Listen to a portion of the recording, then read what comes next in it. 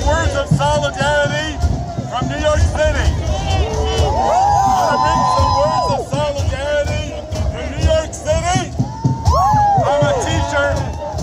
I'm a member of an education union in New York City.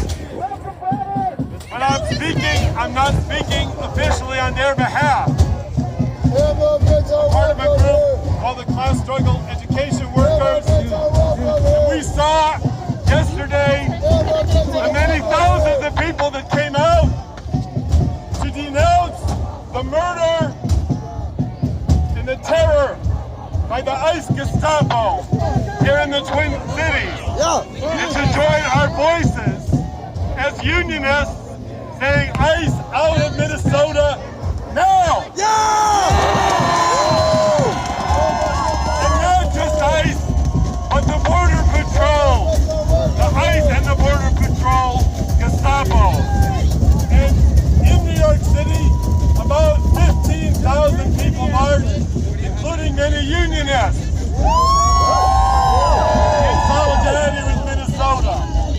But what today seems to be the response of the ICE and Border Patrol Gestapo. It looks like, it seems like, even though the facts are still rolling in, to everyone's horror, it looks like this execution was their answer.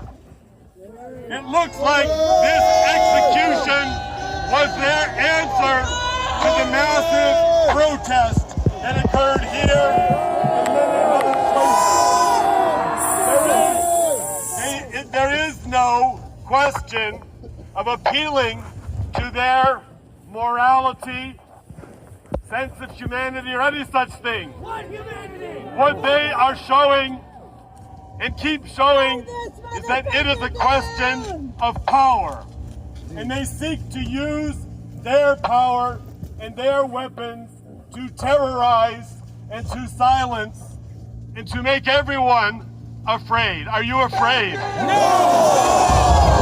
Are you going to let them silence you? No!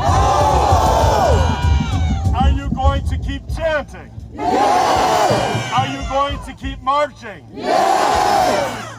That's good. Alex Pretti, I did not know his name.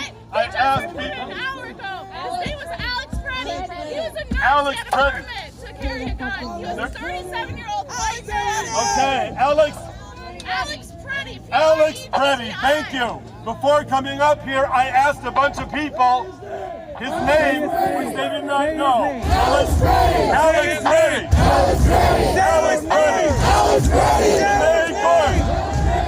Renee Good. George Floyd. At least 40 immigrants. At least 40. Yes. But I want to also talk about those whose names are never mentioned. What about those whose names are never mentioned? What about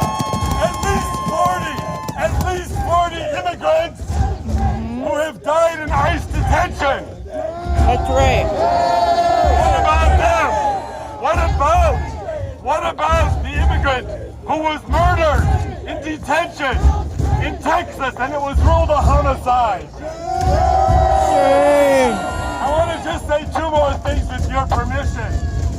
It is a question of power on their side, but it is also a question of power on our side. What I believe as a unionist is urgent is a real general strike. In which, like in 1934 here in Minneapolis, which shut down the city, and in which the working class and youth and oppressed people use our power to completely shut it down.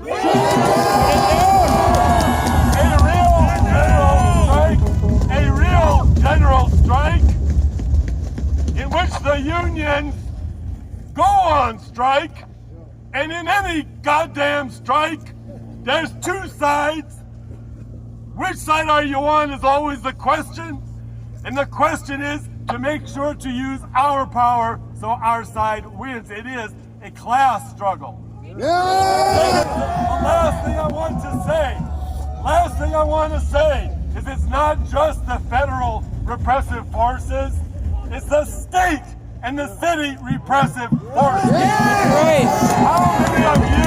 How many of you were at the airport yesterday? Yep. Who did the arrests?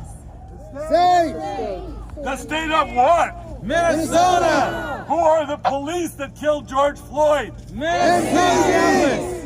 Okay? So who are their bosses at the state level and the city level? Democratic Party politicians. They're all the same. It is the alliance, it is the allegiance to the Democratic Party, the party of genocide in Gaza. They're all the same. And the party of racist police terror. It is that allegiance by the unions and social movements that keeps the unions' power chained. And we need to unchain that power. And speaking for myself, I think that means not only a genuine general strike here and mass strikes elsewhere, but a revolutionary workers' party.